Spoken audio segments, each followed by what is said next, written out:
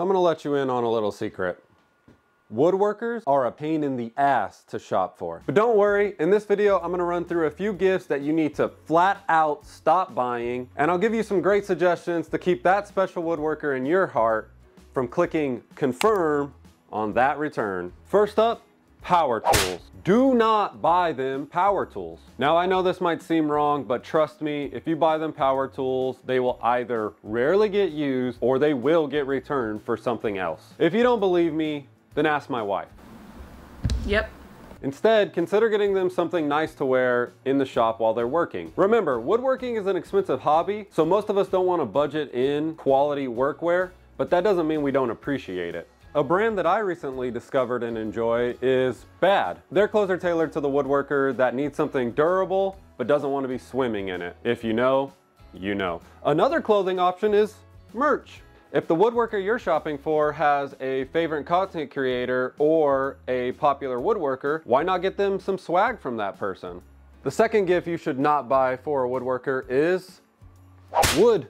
Again, you may think this is a super considerate gift, and I get it. Who doesn't love getting a special delivery of some premium wood? No, seriously, don't buy them wood. There are just too many variables to consider. Species, rift sawn, quarter sawn, 6/4, 8/4, air dried, kiln dried, the list goes on and on. Let them handle this one on their own. Instead, consider a set of woodworking plans. Now I know this might seem like a daunting task because there are still a ton of options here, but all it takes is a couple of probing questions and you should be able to narrow it down to 2 basic categories. Have they ever expressed an interest in building furniture pieces? If so, are they not sure where to start? If they're not, a set of plans could be the missing piece to get them started. If they aren't sure they want to build furniture pieces, maybe a set of shop plans would interest them. I personally just bought the flip top tool cart plans from Eric Spenceley to help maximize my small shop space. I haven't built it yet, but hey, that's for another video. Third tool, or tool category I should say, that you should stop buying would be hand tools. Now, if the woodworker you're shopping for has expressed that they would never want to spend hours sharpening a chisel or flattening a board with a hand plane, this is a pretty easy category to skip altogether. But even if they haven't, or if they've expressed that they would like to try it, don't fall for it. They will take that beautiful budget-friendly Japanese pull saw you got them, that they asked for by the way, and one of 2 things are gonna happen. 1, they will hate you for entertaining their stupidity after they spend an hour cutting a dovetail. Or 2, they will enjoy that saw until they discover Rob Cosman and his beautiful dovetail saw, at which point the saw you got them will be a constant reminder that you don't love them that much. I love you this many dollars worth. Instead, look into getting them a woodworking book. Now it's important you know your audience here. If you think they would enjoy a nice book with some good pictures in it, then get them a hard copy that they can take to their favorite place to relax. What the? Myself, I enjoy audiobooks because they allow me to have something to listen to while I'm out working in the shop. Also, it doesn't have to be a woodworking book. Number 4 on this list is another category of tools. I like to call them layout tools.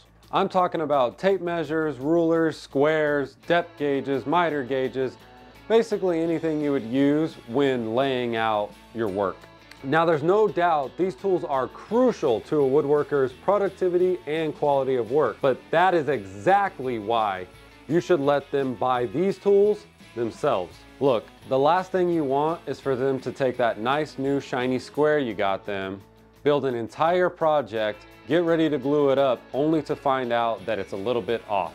Depending on their temper, that tool is either going back to whatever company made it or straight to that special filing cabinet.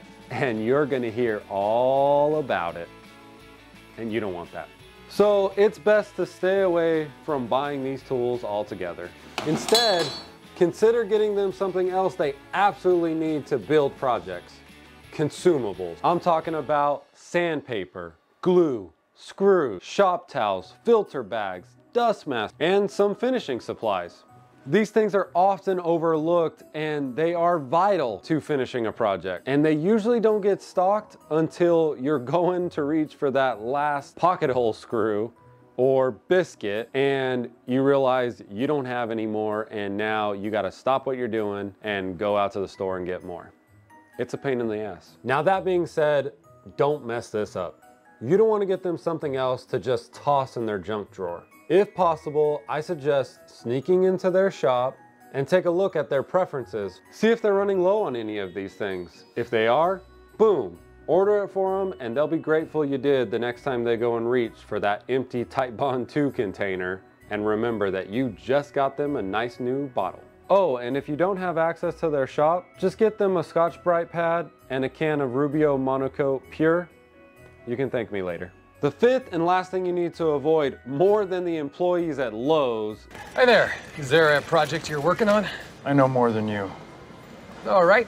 Is gift cards.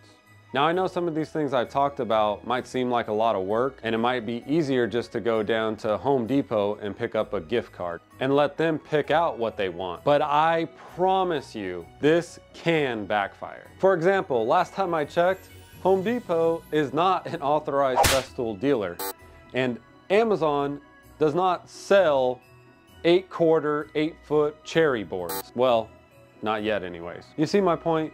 You are essentially telling them, here is X amount of dollars for whatever you can get from X. So instead, how about a custom gift card? And no, I'm not talking about one of those stupid ass prepaid visas. I'm talking about a good old-fashioned card with a crisp $100 bill. Or even better, a heartfelt message written on a folded piece of paper. It says something like X amount of dollars off of any one tool purchase. Get creative, take a little bit of time with it, and make it special for that person. They will be thankful for it. But hey, speaking of gifts, check out this video where I built a set of custom studio lights for my best friend's birthday. He loved them, but man, did I have a heck of a time building them. Bye!